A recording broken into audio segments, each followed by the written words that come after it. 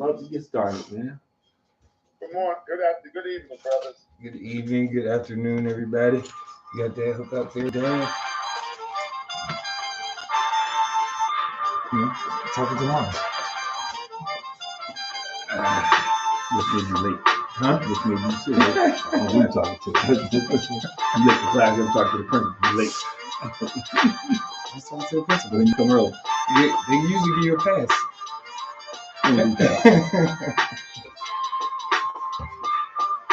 Passes are for excuses. We don't make excuses. There's a reason. It's an excuse. Reason. Yeah, we can push that a little. That's cool. Yeah. See them ruffin? I need to get one of those. This is your mom matching hoodies now. Yeah, I can't lie, I do that Yeah, too. rep, man. I'm in that boat now. You got matching. Matching gear. Alrighty. We got everybody here. We're about to kick off, man. Welcome to another episode of Above Average Black Men. Going to be a great show tonight. I'm really excited about it, man. A subject that's kind of near and dear to my heart. Chris Pender, Sr. Chris Jr., as always, here to empower, inspire, and uplift the community through some great conversation and discussion. Devin Pender here, reminding you guys to like, follow, subscribe, share, and comment. Interact with us. Share with your friends, family, all that. Share your thoughts. Like I said, we like to get to our comments live throughout the show, but certainly when the show is not going on, you can feel free to drop a comment, and we'll certainly either be able to address that or get back to you. But definitely looking forward to tonight's conversation. I feel like, we have a number of guests on the line with us that we can have kind of go around and introduce themselves here as well. Well, we have an audience. We have an audience. Oh, audience. We have an audience. We have an audience, man. Bill Steele is just an audience guy, but I got Sharif Blackwell on here. Donnell has his own. I can see his hat, but Donnell's on there somewhere, man. But it is such a pleasure, Sharif, to have you on here, man. I didn't show Chris. We were just looking at some of the clips, that you put together of the movie that's coming up. So I'll let you talk about that. Matter of fact, you're gonna reshoot the scene, so I want to take it to the barbershop. But so the topic of tonight's show is men's health. It's time for a checkup. So as you know, those who've been watching us, we did a couple shows on mental health. I think especially the first year when we first launched, or year two, I can't remember. We did a couple shows on mental health, so this fits right into it. So I'm gonna let Sharif introduce himself. Donnell can introduce himself. We're gonna get into it. Sharif, you up first, man. An hour. My name is Sharif Blackwell. So I'm shooting this movie on prostate cancer, trying to bring awareness to prostate cancer with my organization, Skills Group Inc. We're really trying to put it out there to the world for all men to come out and get checked for their prostate. In the movie, we're going to show it at April the 20th. When men know their number at E9 Tabernacle Baptist Church.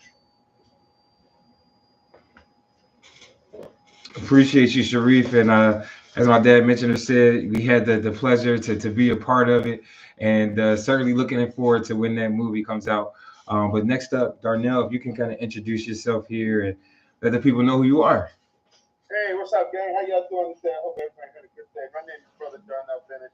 I play one of the main characters in this role about prostate cancer, of this awareness. I'll be honest with you guys. I was really ignorant to the fact of this. I'm being transparent, being honest with you guys. I knew about it, but I never knew all the depths and deeps about it. So as I've been doing this journey, I've been learning so many things from people that either have experienced it or has gone through it. So it's been a humble experience with me on this journey. And praise be to God, Pastor Chris, thanks to you and this whole thing, because today I went to the doctors today to get my blood work and get this prostate thing under the way and under control. So you didn't get the glove, right? I told you. No,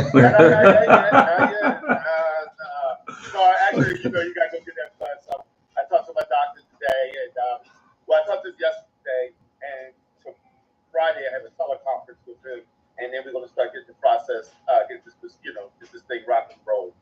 All right, man. I know that's, I'll leave that to them. But yeah, so I want to go back to Sharif. So Sharif, what prompted you to do this?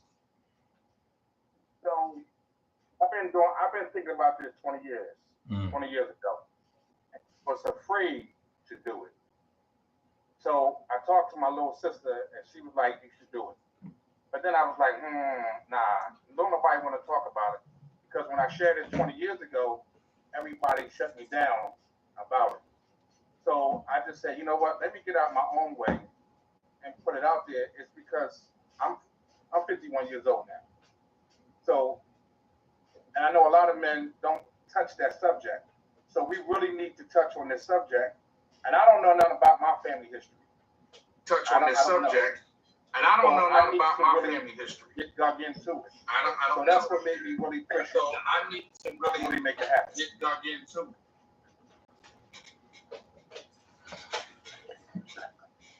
it. So we had a little bit of a kind of an echo there, but I think we got that corrected.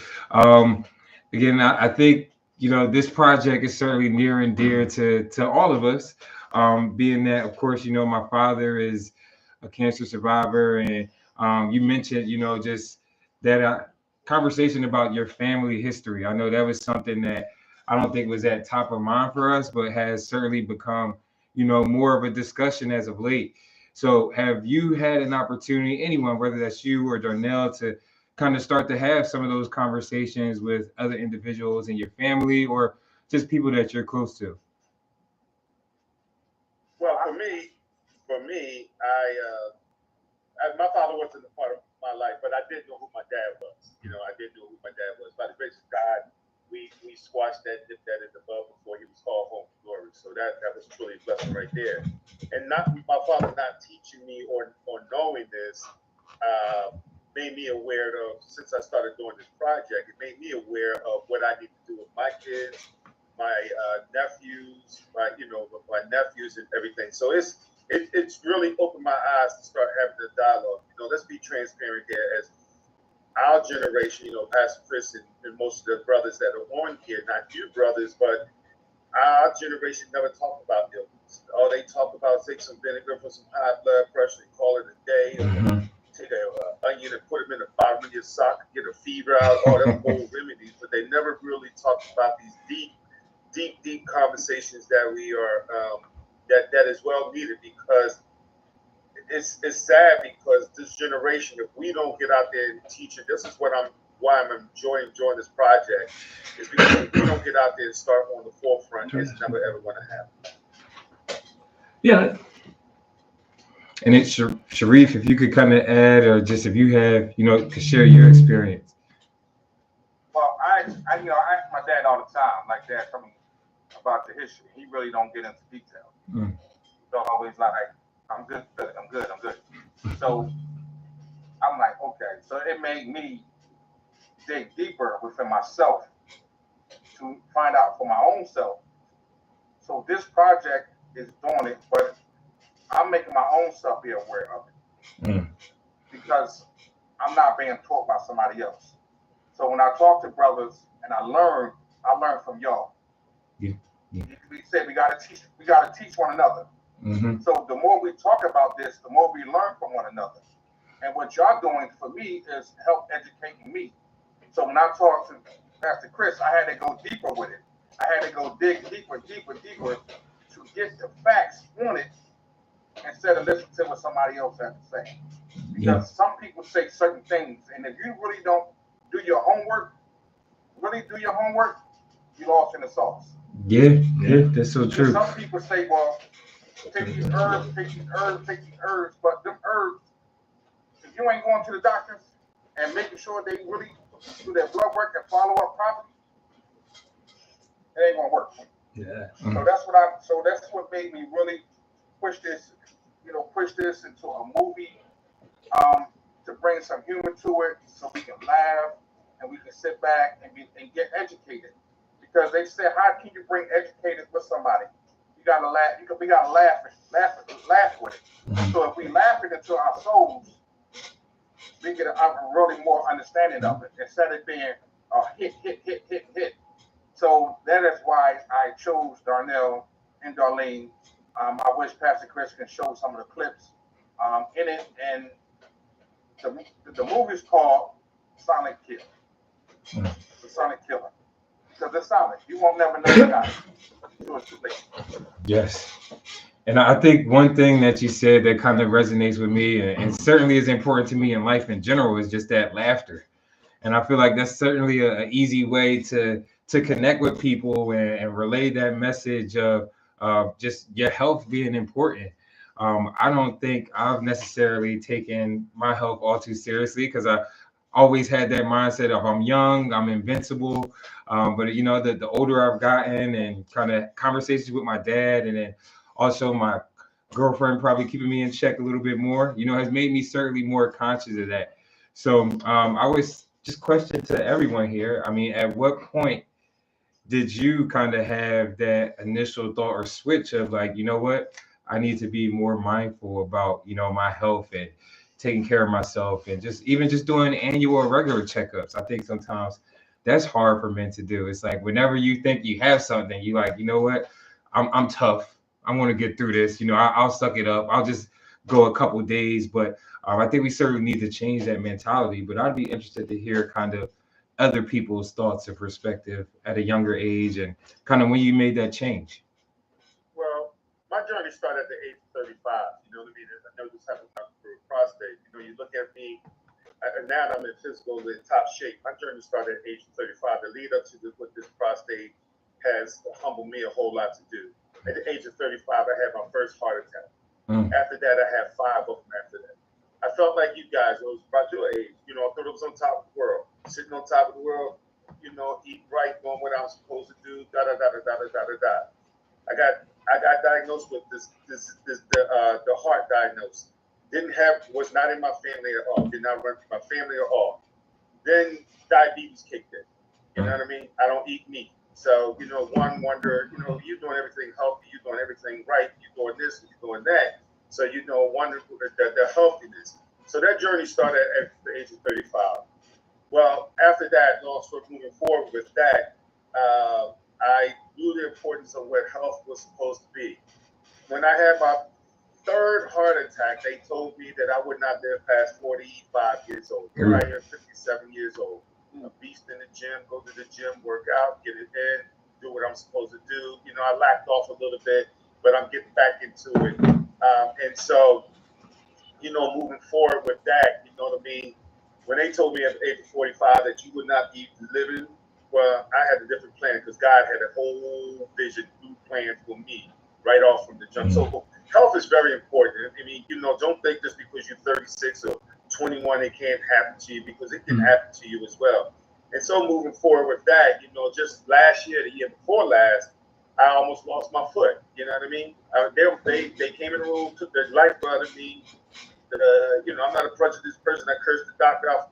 Told my mother was in the room. That was the first time my mother ever heard me disrespect somebody, especially a female. You know, you talk about you taking my foot off, and you talk about you want to amputate my foot. And I had to tell him, I said, listen, you think because I'm a black man that I don't take care of myself, I don't exercise, I don't eat right, I don't do this, and I don't do that. You're not going to do that. So long story, by grace of God, they was able to save my foot, which leads up to this prostate thing. And when this was brought to me, and when we talked about the prostate thing, I said to myself, you know, Lord, how are you preparing me for this? Because I didn't take it serious. I kind of was in that lax stage, like, you know what? But when this prostate thing was brought to me, I knew that it had to be part of a health journey as well too. So, you know, is it hard for me to embrace it? Yes, it's hard for me to embrace it because I see so many people have died from it. As a matter of fact, I was just talking to somebody today, and somebody's already in stage 2, and it's like I'm not waiting no longer. So the whole part is very, very, very important. Well, I mean, Sharif, you want to say something real quick before I jump in? So I went through that journey myself. You know, I'm working all the time, and then I pulled my back out at work, had back surgery. Woke up out of surgery, my left side was like paralyzed. I had to go through the journey. I was in a wheelchair for a couple of years, fighting through it, in and out the hospital. I got so big because I suffered from depression. suicidal thoughts, in and out the hospital, trying to find myself. And I stopped loving myself because of depression, not being able to walk, not being able to do the things I used to do. I just wanted to give up. So I had to fight through all that, in and out the hospital, in and out the hospital. Every couple of weeks, I'm in the hospital. And it was pulling to me. And I'm like, man, this is not good. And my sister and my family used to always be like, you're going to be all right. But I end up pushing everybody away from me because of the pain that I got to deal with in the day-to-day life. I feel like my life just turned upside down. So I had to give it to God. And God said, you know what, I'm going to help you, but you got to help yourself. And then sometimes, I fall apart. I start something and I give up. I start and I give up because that depression is real. So when I can help everybody, but if I'm helping people, if I don't help myself, why am I helping? So I had to start looking at myself, and I had to say to my sister, like, sis, like, what do I do? What really do I do? And she was my biggest cheerleader. Was like, you're going to be all right. My fiance, they was like, you're going to be all right. And they prayed over me. And I seen doors started opening, but I didn't realize what them doors was. So I was afraid. And I thought God was ashamed of me. So I used to, I was just in that journey, that depressed mode that I just didn't want to be here no more. Because of, I felt like my life was just turned upside down. But I gave it to God. I cried and just gave it all to God. And when I gave it to him, he started opening doors that I never thought would open up. And now I look at it now as where I'm at now is I'm around strong, powerful men who is educating me and pushing me so that I can educate somebody else. So with my organization, Skills Group Inc., made me really go hard with my organization, with my nonprofit, to really start doing for my community and for the kids. So when I started doing for the kids, I was like, you know what, I got the vision in my mind. Lord, show it to me. So I started doing a prostate cancer awareness. And everything that we're doing with it, I'm gonna be honest with you, fellas, it's not script. It's just I'm flowing it in my mind as I see it come along. And I love it. And I thank y'all for really praying for me and pushing me to bring it out of me. And I want y'all to keep bringing it out of me, because this is awareness that can really affect all of us, and including myself. So as I'm going through this journey myself, I'm learning about it because I'm still young. So and more I get educated. So when I get to that point, they say I have or whatever, I know what to do.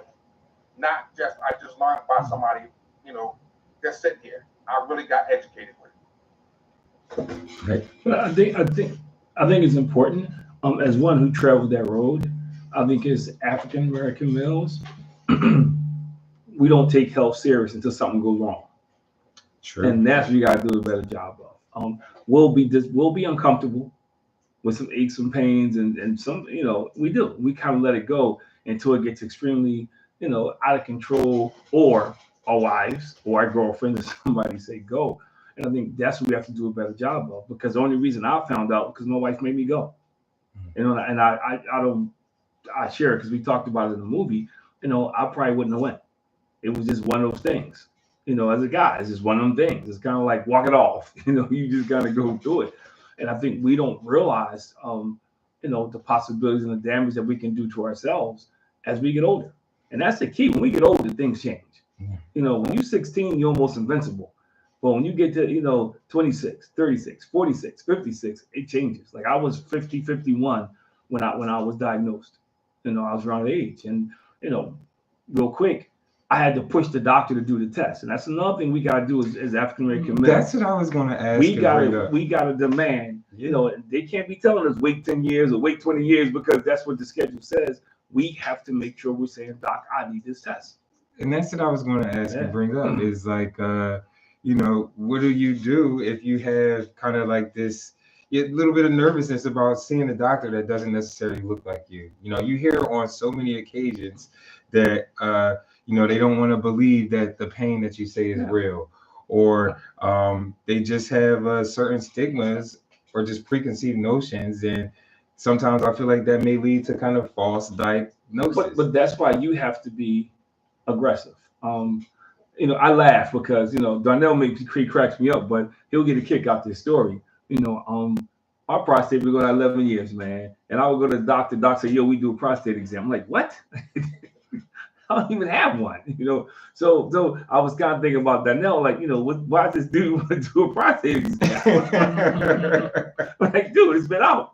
So, but I think we have to be persistent, because when I went, the doctor told me, real long story, I wasn't, you know, I said this in the movie, I wasn't feeling well. My wife is like Google MD. She kind of went on, she found some stuff, said, yo, you need to go check this out. So I go, and the doctor was like, nah, you don't need that because, you know, you already have one, you got like another X amount of years. I said, doc, you don't understand. My wife told me to get it between you and her, and you know who's gonna win this one. So you need to do this. And he did it. And it was so crazy because I was talking about the phone call with a good friend of mine today, because he went through something similar. You know, he called me up. He's like, hey, man, I got good news and bad news. You know, I said, okay, well, what do you mean? Then he says, are you sitting down? Doc, that's not how you start any conversation with a patient. Is are you sitting down? Yeah, that's like, yo, that just kind of, I'm thinking like, okay, your bedside manner is not where it's supposed to be. But I remember when he said it, how I felt. You know, and he was like, well, the good news is you only have a little bit, which I still understand what a little bit of cancer is. I got it. That one just kind of eluded me, you know, and we caught it in time. The bad news is you have it. But I just remember thinking, had I not went, and I remember my first appointment with the urologist, and he said, yo, this is one of the most unpredictable forms of cancer, because they still don't know how fast it spread. So that was in my head, like, man, suppose I would have waited. You know, suppose I would have said, and then I think now I have a couple of friends who died because they waited too late, or, you know, they kept hoping it would kind of, you know, not go as fast. So this is a real deal for a lot of men, and it's highly prevalent among African-American males. So do you think it's important that we have doctors that look like us, or that we should go that direction, or is it just, you know, go with the best doctor available? I wouldn't say that, you know, that's all true and well. But it was a black doctor. If I had listened to him, I would be sitting right here. So I mean, I think it's important that whoever the doctor is, that we when it's our health, we force the issue. Because I tell you what, I ruptured my Achilles, you know, and I'll go to a sportsman, so I want the best. And the guy tells me, he says, you know, he said, oh man, you got two choices. You know, I said, what's the two choices? He says, you know, you can get the surgery and, you know, you'll be out X amount of time to be fine, or you cannot get the surgery, but you'll limp the rest of your life. Doc, that ain't a choice. That's not a choice, dude. Come on. You know, I may not be playing basketball for a living, but why would I want to limp the rest of my life? So this is to Chris's point, you know, he was a Caucasian doctor, you know, in sports. So I guess he figured since I was an athlete, you know, and I remember, look, dude, my insurance still work. It don't matter. You didn't pay. But so I do think you have to be persistent when it comes to your doctor and being treated. I think too many times as African Americans, we just kind of take it and go. Yeah. You know, we don't demand like, yo, I want my blood pressure checked. More, you know, I want, you know, blood tests when I come in here. You know, I want, if I feel like it, I want to be tested, because somebody told me the other night, well, the average age is 50. You know, you don't have to get tested till you're 50. We remember we were in the barbershop. Yeah, we talked about someone got at 36. So it's important, man, that we are persistent when it comes to our health, man, getting those tests, man, making sure, because, you know, we need to be around. We already borderline, you know, for the crazy stuff in our society, what's taking us out. We don't need to volunteer for it. And that's why I think this show is so important, man, because now we need to reverse the trend, because Sharif, you said something, and Chris asked the question, you know, this is one thing we don't pass down to our sons. Go to the doctor. That's one thing you hardly ever hear in conversations, you know, and Darnell alluded in the barbershop, we talk about basketball, you know, we would talk about who's the GOAT, we talk about all that stuff, but nobody ever says, yo, when the last time you went to the doctor? You know, and that's what we have to do a better job of, because, you know, it's literally for us life and death. So I guess my question is, you know, at what age do you think we need to start kind of driving that point home, that it's important for us as young men growing into be grown men, you know, to start to really be serious about your health? Well, I think one, Chris, that you, by your dad having it, you know, people in his family had it, I think it's you at that stage now that if I was you, I would get it checked out. Yeah. Just because of that reason, because it's you know it's a pattern. So you want to try to nip that in the bud before and don't wait too long. You know what I'm saying? Because like you say, if you don't ask your doctor for it, they're not going to offer it to you because they're going to say you're too young for it. Yeah. But you say, oh, I need to because it's in my family. Now, once you tell them that it's in my family, then they will take measures. You know what I'm saying? Mm-hmm. And just like your primary care doctor, they don't do it. So your primary care have to give you a script to go see a urologist. Mm-hmm. And then it goes on from that point on. But you have to speak up and you got to say something. Because if you don't say something, then, you know, you're really playing Russian roulette with your life. Yeah. I just think that, you know, no age, it shouldn't have no age limit on it. Because let's be honest, you could be walking around with something right now that you don't even know that you got right now. So, you know, I don't think there should be no age limit. You know, like I said, it was a black doctor that did not tell me that I was suffering from this heart disease. They would have to take another opinion for them to realize, a white doctor, and I'm just being honest, to tell me, no, you suffering from a heart disease. Did it make me change my format about black doctors? No. It did not make me change my format about it. What it did was open my eyes of awareness that if one opinion doesn't work, go to the second opinion. I was gonna say, and I'm interested in Mr. Bill's point as well too. I was gonna say, I would think around the age of 18, that would be a nice age where you really got to start taking that stuff, you know, a little more seriously, because you're in the beginning of what people would say the prime of your life. You still want to enter that prime knowing all the things like what to avoid, things you shouldn't have in your body, different things like that. I would definitely say 18. I feel like that's a great age. Yeah, I mean, I can see that because prior to that, you know, you still kind of under your parents' care and watch, and 18 is when you start thinking that you're an adult. So it's like, you know, start to have some of those more serious conversations. And I just say think that you're an adult because at 18, still pretty young and have that right invincibility or that mindset. But Dad, be interested to hear from you. Like, yeah, I think for me, if I had to do it all over again, I think I think 18 is kind of interesting because you go because you playing sports, you have to go. Yeah. You know, you play sports, you have to go get the physical. I tore my Achilles. But what I learned about that is, as you can see, if you check the NFL, they don't check the heart and stuff like that.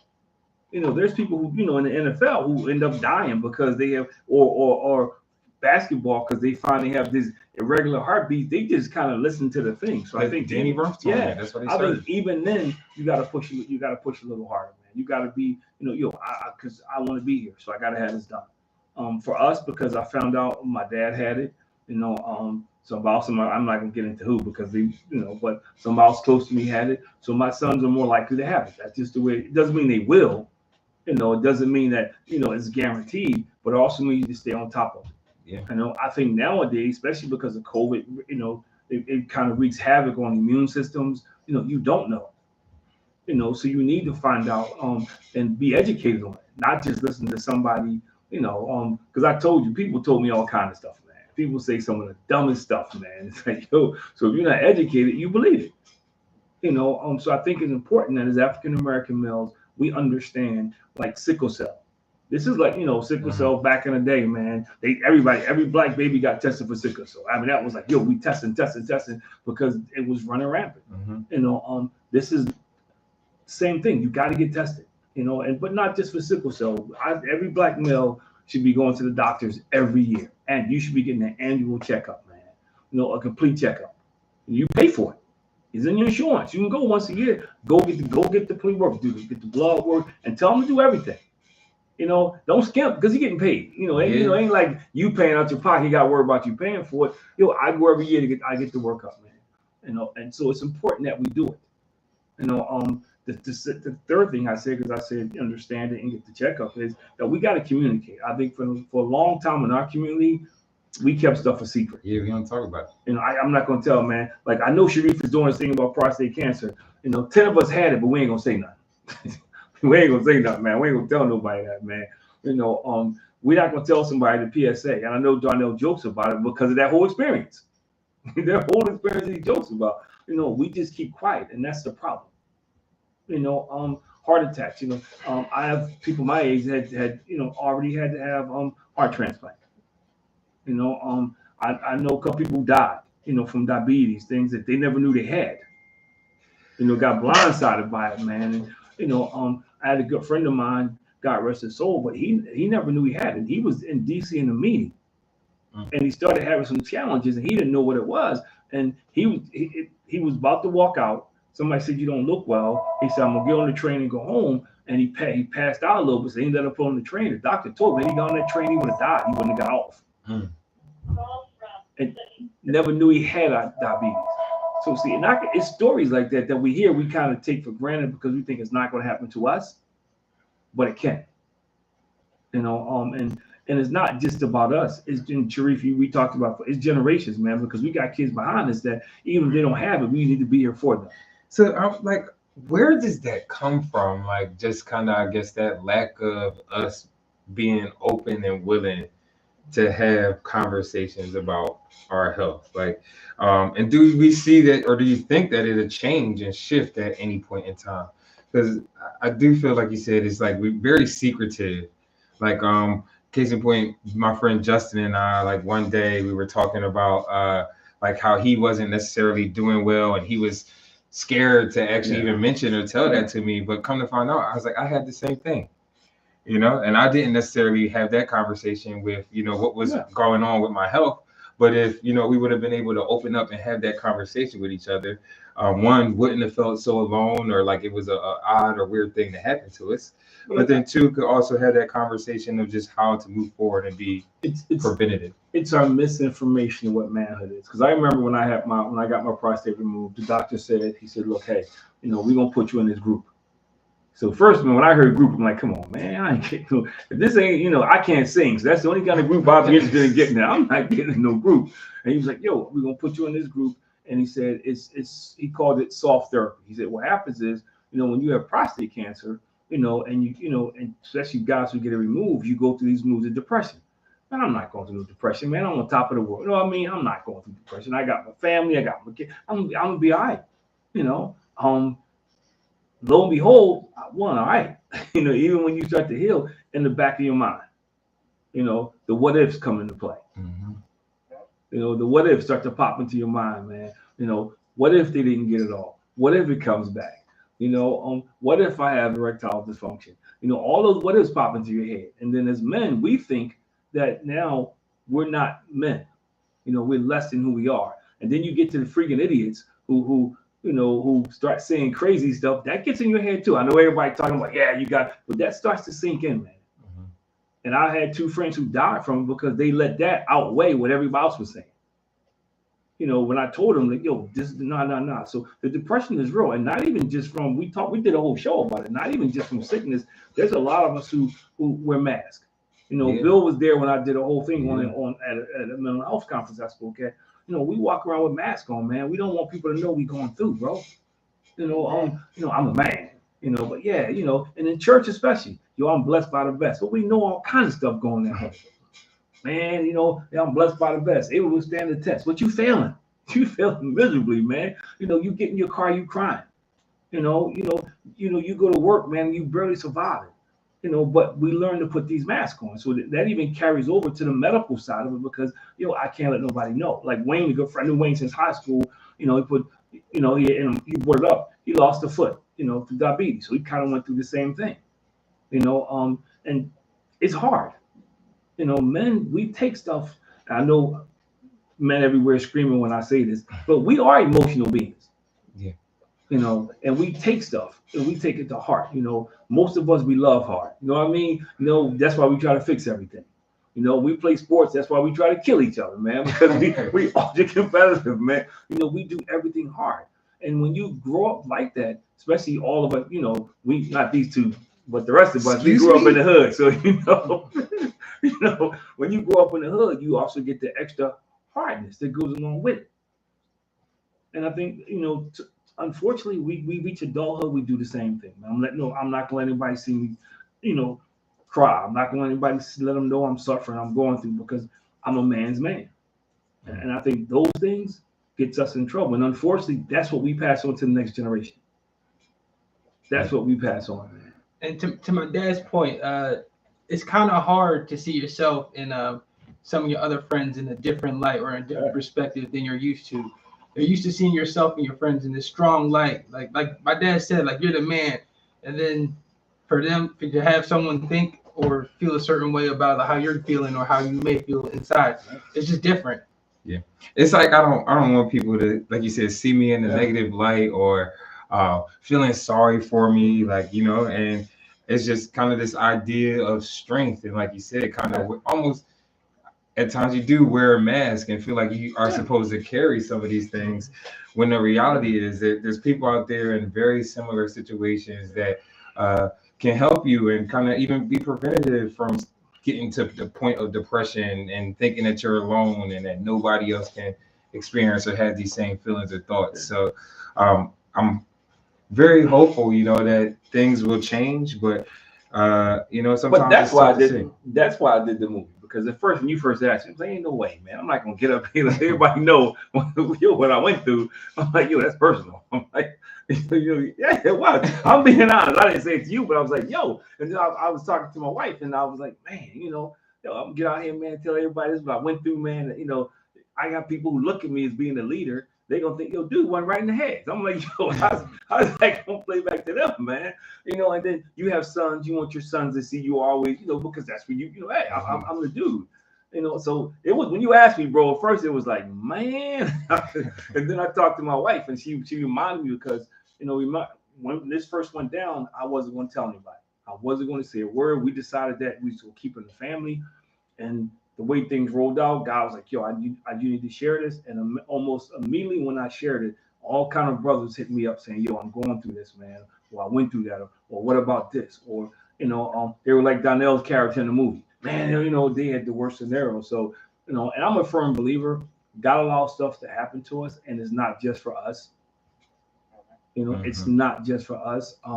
And I think it's important that if we say we are people of faith, that we walk like that.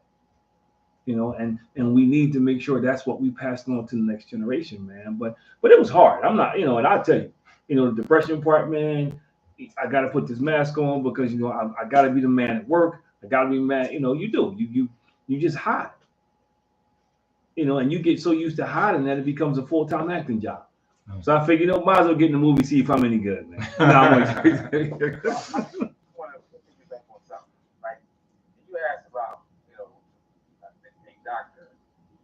It is so hard to find a doctor.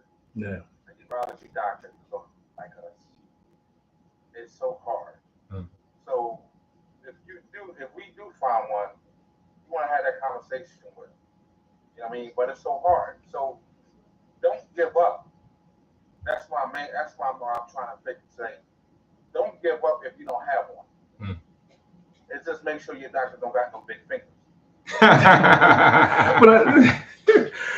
I think regardless of the doctor, I'm just trying to bring a little laugh. Oh no, we said we appreciate that. But I think regardless of the doctor, Sharif, we got to push the envelope. I think even if it's a black doctor.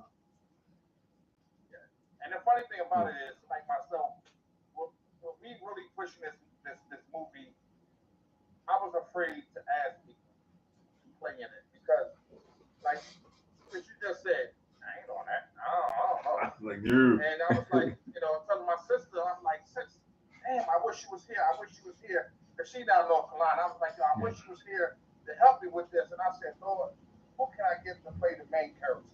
I can't play myself." But, you know, because I wrote about myself, I was like, who can I get to play it? And then it was like, God said, ask her on his wife. And I was like, huh? Because, you know, a lot of people don't want to do nothing for free. They're not going to do it for free. They're not.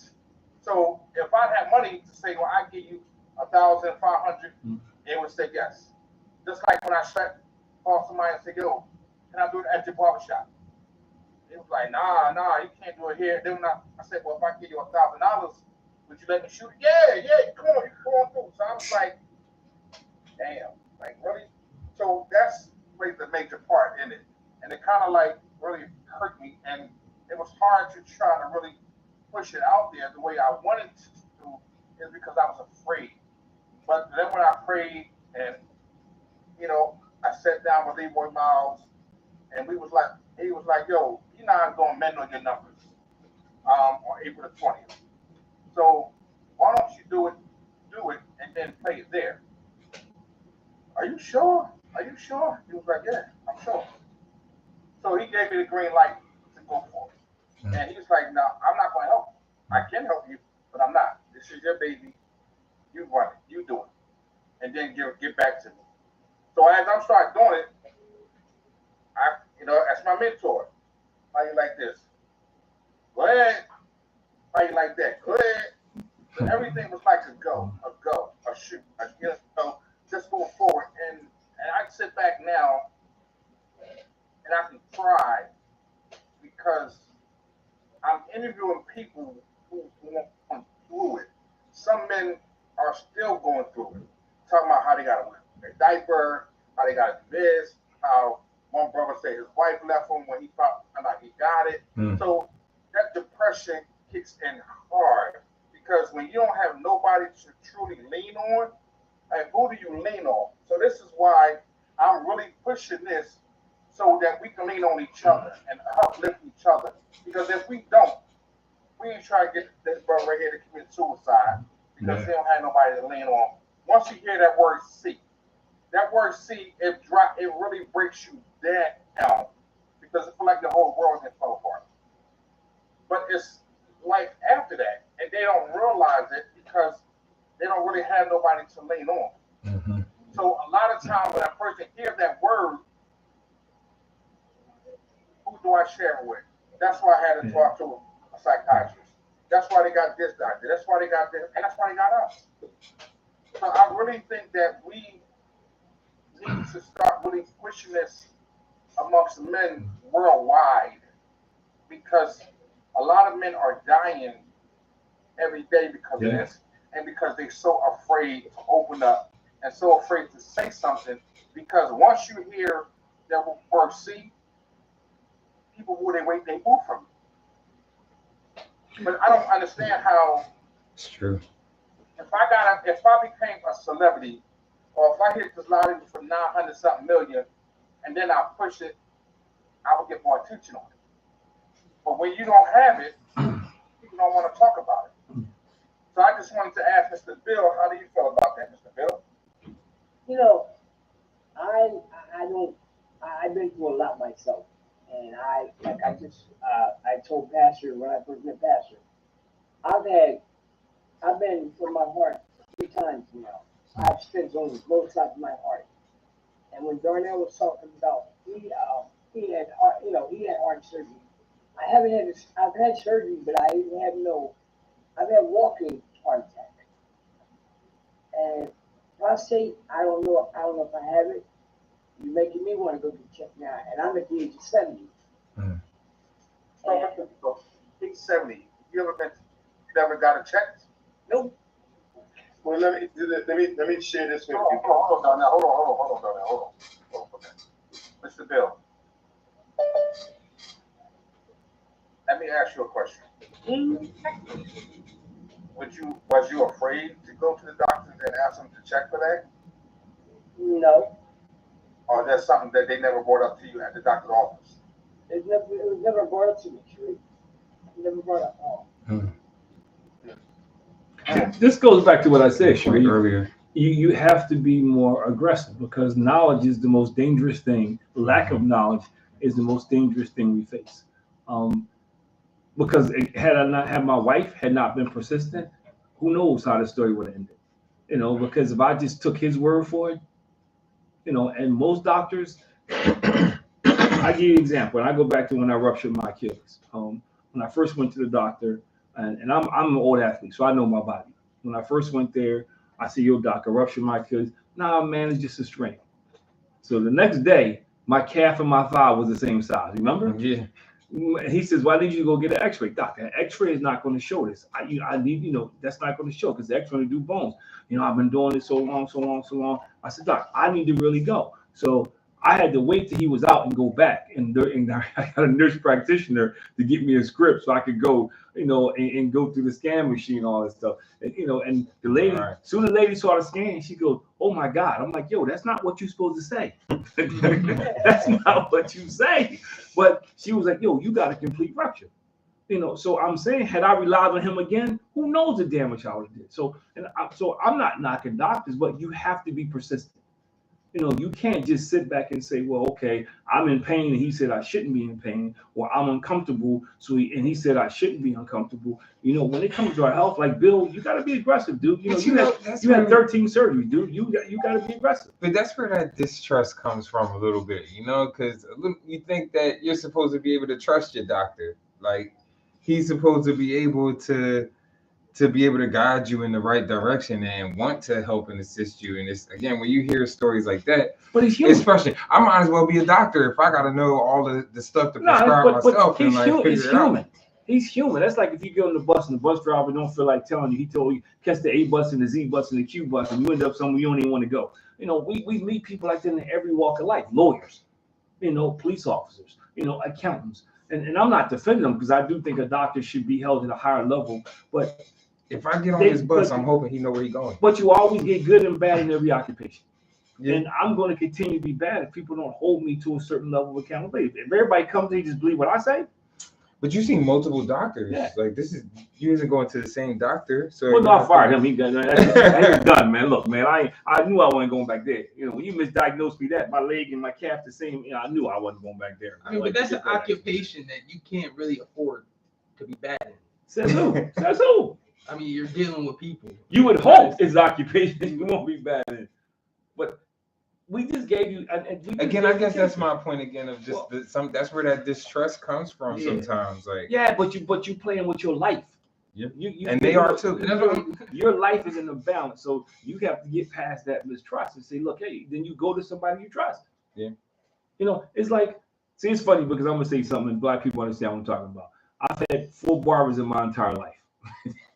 Because I don't trust everybody cutting my hair. And if I could have kept my barber when I was growing up in the hood, he would still be alive. If I could just put him on ice for every 2 weeks, he would still be there. So, and we are, what I'm saying? We're particular about that. But we should be particular about our doctors. We got to do the same thing with our doctors, man. If it means I got to change doctors every week to get a good one, because it's my life. And it's not just our lives because we have kids. We got a wife, we got nieces, we got nephews. It's generational, and it impacts more than just us. Yeah. I think that's something that probably people take for granted as well, is that, you just assume that your health is impacting you, but it certainly does take a toll on others around you as well. If you're not willing to take care of yourself and do the necessary checkups, and if something is wrong, taking necessary action.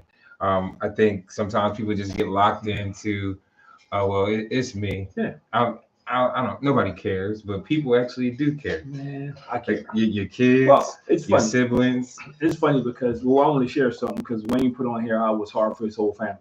He went through depression and strokes and different things. So we were just talking about that. Gary, one of our King brothers, put in certain states like New Jersey, when they check blood, they automatically check for it. The PSA.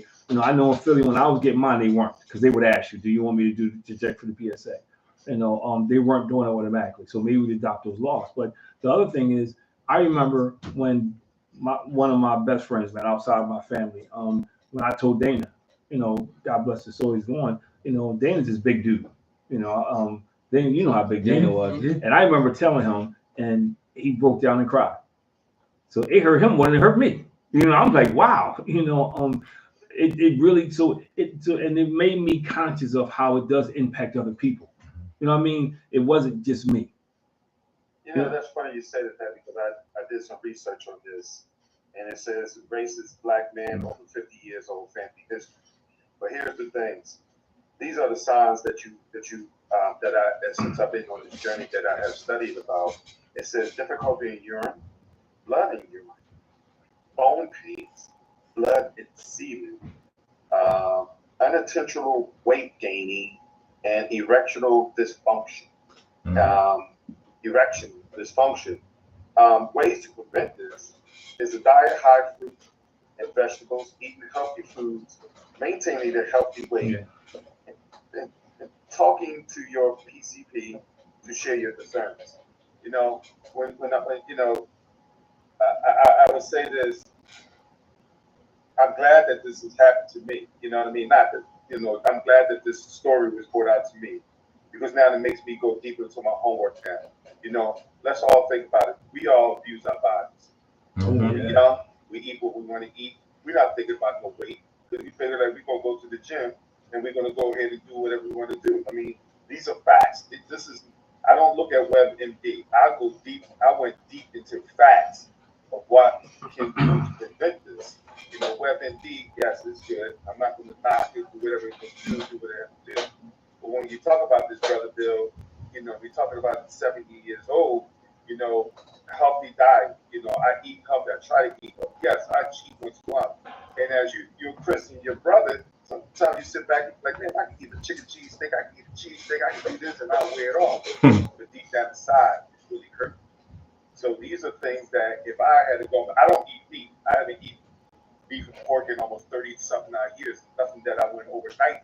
It has been 30-something years with this. But so these are, you know, Brother Sharif, this whole panel, these are concerns, not just with prostate, with all kind of health issues that can be denied. Because when we were coming up, we were raised up on fat chitlins, chicken dumplings, and chicken corned beef, and all that old crazy stuff.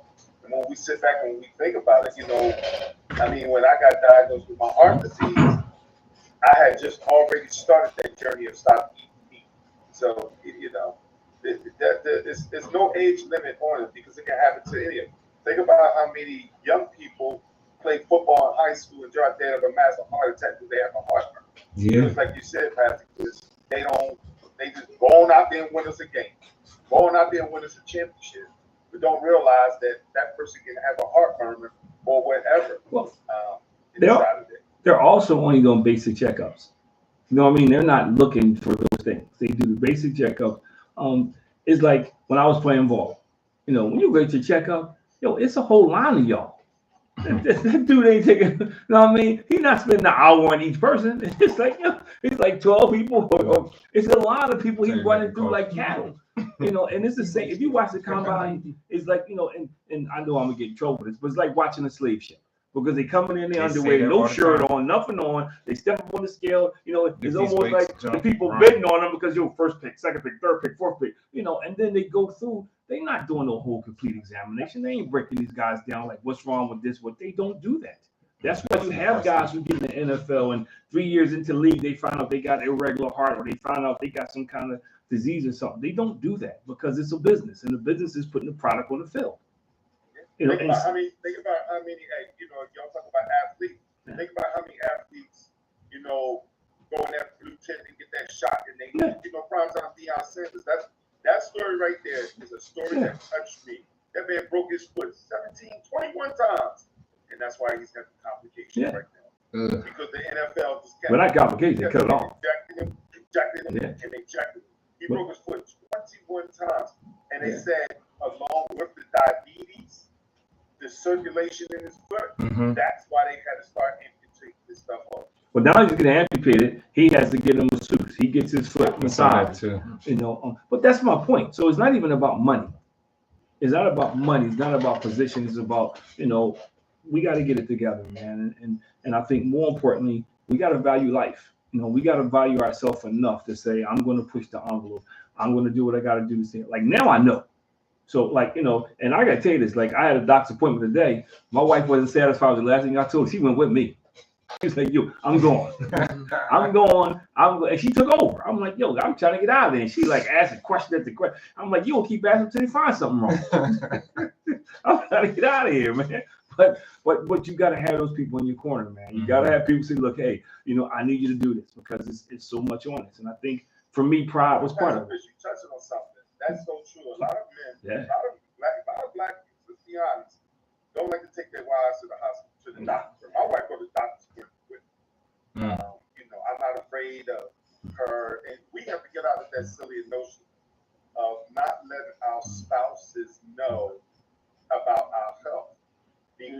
because it can come back to bite us in the long run. Because they're the ones that's probably going to have to take care of us when we go through this, because we abuse our bodies so much.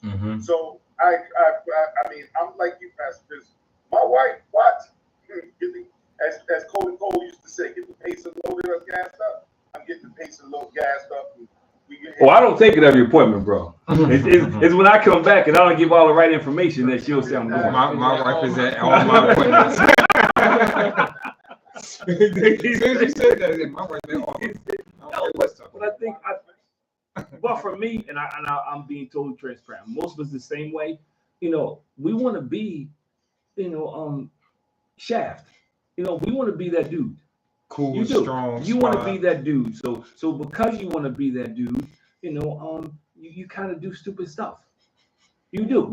And that's just the way it is. Because you get, especially growing up in the hood. Growing up in the hood, you have to have a certain facade, a certain image. Because man, if I show weakness, I'm like a bleeding fish in a shark pool. So you do it. So then it carries over to adulthood because nobody's there telling you that that's you don't have to be like. I mean, it's even a sense of that comment with your woman, your partner. It's like you don't want her to see you in a vulnerable, weak state. You want to be that dude. And I hear guys say no. Any guy that tells them they don't want to be that dude for their woman, something wrong with them.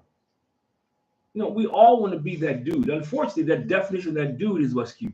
And that's the problem. Our definition and my definition was messed up because you know what? My dad was like Superman.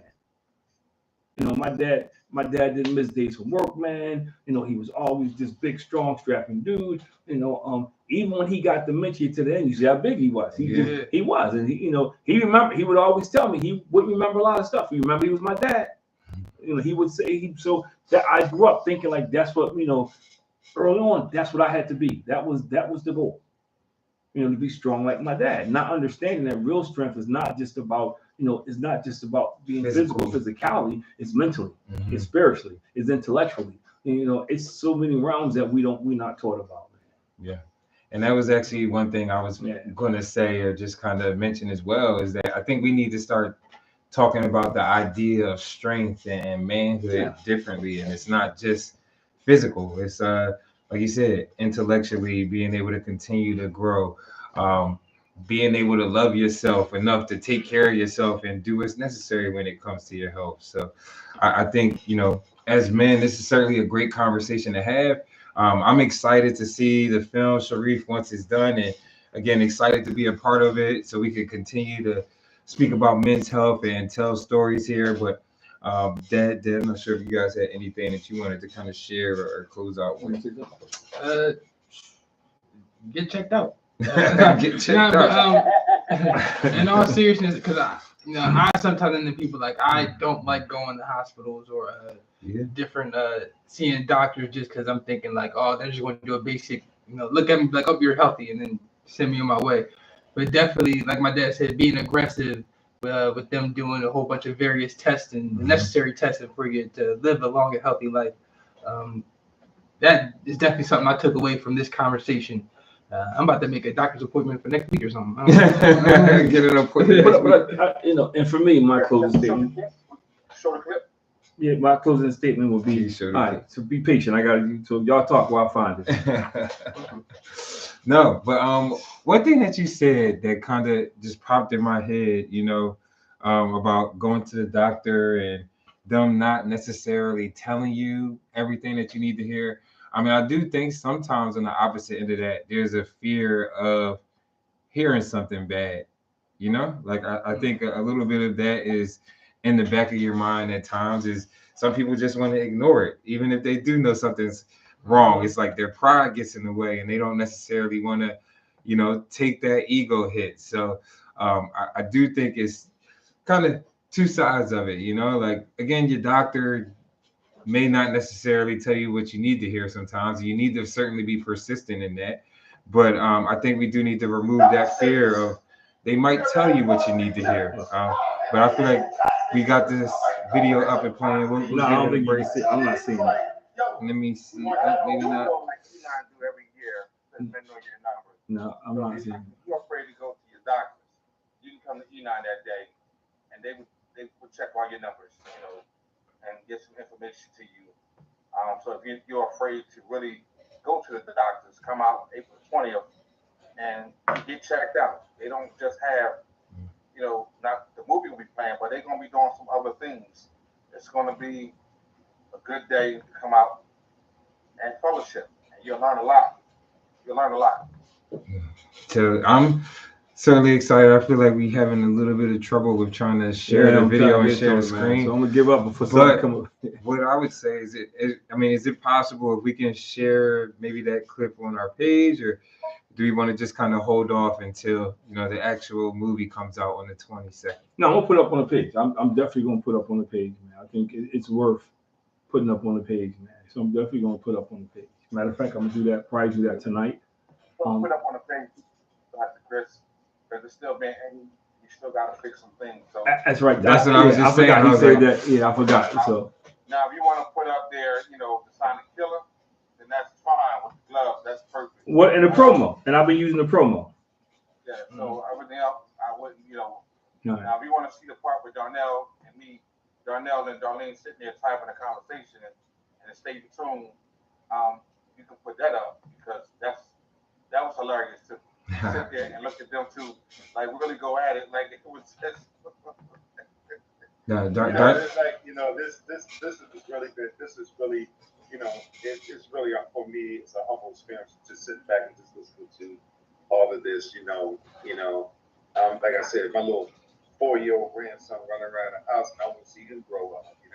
So this has been a very humble experience for me in this conversation, and I just feel like there is a voices. We don't need to be a celebrity to make these statements. We really don't. And I get so irritated that we got to wait till John Legend get dementia, get Parkinson's disease, get prostate before the awareness is coming out. And I shared this story with Sharif that we have to stop this because this is happening in our communities every day. This is happening every day. So we have some empowerment with it, and we need to encourage your brother. I was looking at your little brother, Chris, and I thank you. I praise God that I hope that when you do go to the doctors, please take that serious at an young age because, I learned this from young kids today. They tired of hearing us as the old kids. They need to start looking at you. You need to start setting the example. You need to say, you know what? I really learned something from my dad. I really learned something from a bunch of older gentlemen. You have to set that example now. So Sharif, you want me to show the clip now? Sharif, you want me to show the clip now? Yeah. All right. So we have a short scene, barbershop scene, clip from Sharif's movie coming up, Silent Killer. And this would be my dad's acting debut here that he's excited about. All right, we're going to play this thing, man. First time ever doing this on Facebook, so we're going to find out if it works. I went to the doctors, right? So I went to a regular routine, right? Oh, before I sit there, you won't hear what I got to say. Why you heard me spaz out? So I went to the doctors. Doctor said, listen, you ever had a prostate check? Oh, man, I ain't had no prostate check. I'm like, no, what is a prostate check? So then he was like, yo, we're going to have to do one. So I said, well, this is the detail. He said, well, you have to go into the examination room. He said, you got to go in the examination room. Check this out. He was like, listen, I got to put a glove on and go over your butt. I said, go over. Who butt? Who butt? Who butt you going up in? He said, that's all we got to check. You butt. So I was like, dude, will you kidding? Will you kidding? Like, bro, I'm not playing that game. So he was like, listen. This is how this ain't supposed to do, right? So I'm like, dude, I went home and told my wife. She started spazzing out on me, like, yo, you want to live? I said, listen, baby girl, I ain't doing all that. No man gonna violate me. At 57 years old, I'm not feeling it at all. No man, Jimmy. I'm telling you. I'm like, no, bro. What do you do? What? He tried to put a rope on me. He gonna come in there. Put some KY jelly up on me. I use KY jelly before. I'm like, oh, we ain't doing that, bro. We ain't doing that. Oh, man, you a man.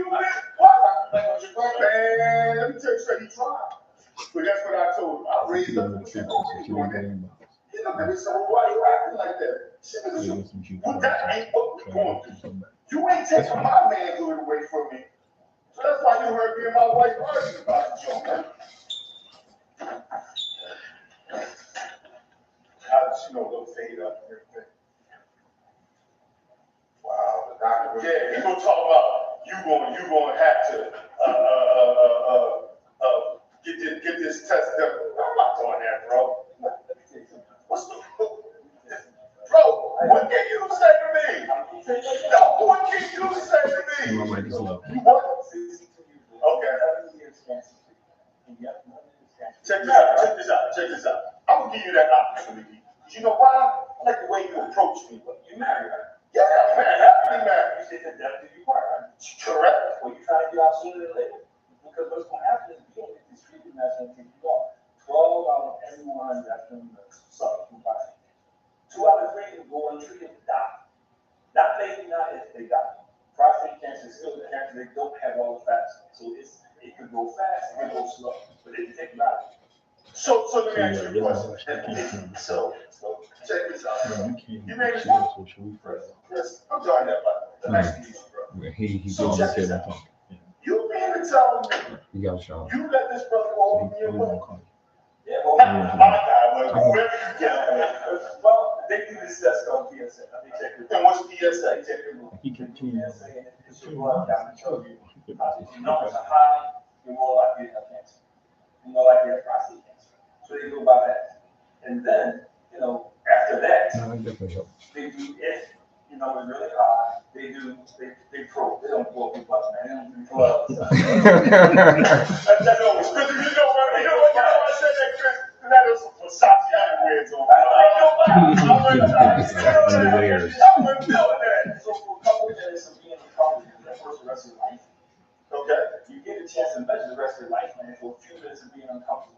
For the top you will go over with your wife. You got kids, you got grandkids. Is it worth it? Because that's what you're missing.